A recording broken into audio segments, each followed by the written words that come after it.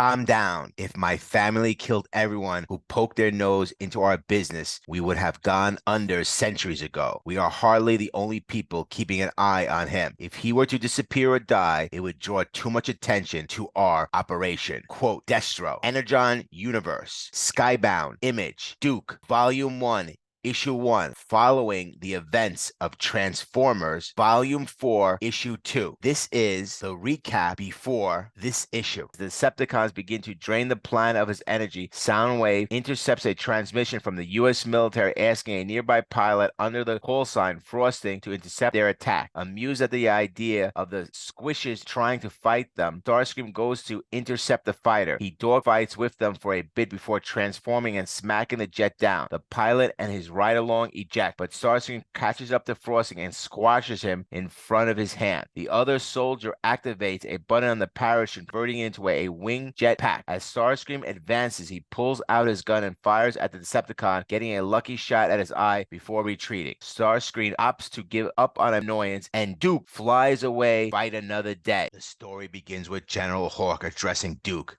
acknowledging his status as the best in class and a product of America. He questions Duke's current disheveled state, expressing concern about what has happened to him. Duke is described as having not shaved, his shirt not buttoned up properly, and his uniform appearing unkempt. He seems slumped over a chair, contributing to his disheveled appearance. General Hawk says, regardless, we want you back. Your country needs you back. The narrative delves into the reason behind Duke's state, revealing he and another G.I. Joe operative were on a mission. As they engaged in battle, their airplane unexpectedly transformed into an enormous robot identified by us as a Decepticon. Duke expresses his disbelief, stating that he couldn't believe that the transformation occurred. He reveals the emotional impact of the incident, mentioning that his partner was killed, leaving him feeling disoriented and shaken. The disarray Duke is experiencing is attributed to his traumatic incident. General Hawk emphasizes the need for Duke to take care of his co-pilot's family, recognizing the emotional toll the loss has taken on him. Duke presses General Hawk, inquiring about the context of the black box from the Sky Striker. General Hawk responds that the information is classified, frustrating Duke. In his frustration,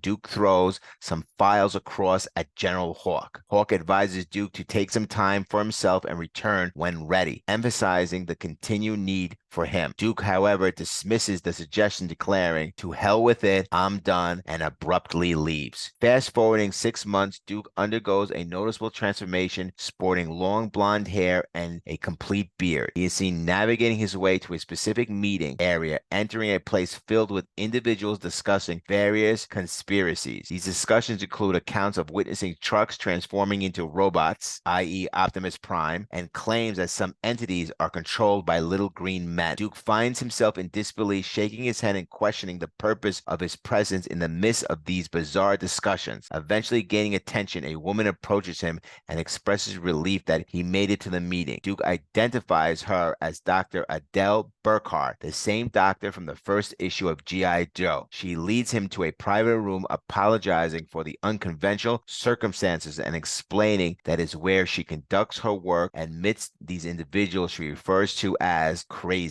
Dr. Burkhardt proceeds to share the results of her research with Duke, acknowledging the loss of most of her findings. She reveals that during the creation of the universe, a powerful energy disappeared into the cosmos, capable of powering anything and everything, essentially constituting an Energon Universe. Displaying a schematic on the board, she explains its details, pointing out that Mars Industries appears to be the sole company with the access to this extraordinary energy source. Dr. Burkhardt informs Duke that she requires him to undertake a covert mission to infiltrate Mars Industries. Duke responds with a laugh, reassuring her that he has successfully infiltrated more challenging locations than a corporate setting. As Duke infiltrates Mars Industries, he discovers technological advancements that seem connected to the transforming robot. Suddenly, he notices something below low, and to his surprise, Mercer appears, initiating a fight. Mercer seizes Duke by the neck, forcing his head towards the ground, positioning him in unfavorable for an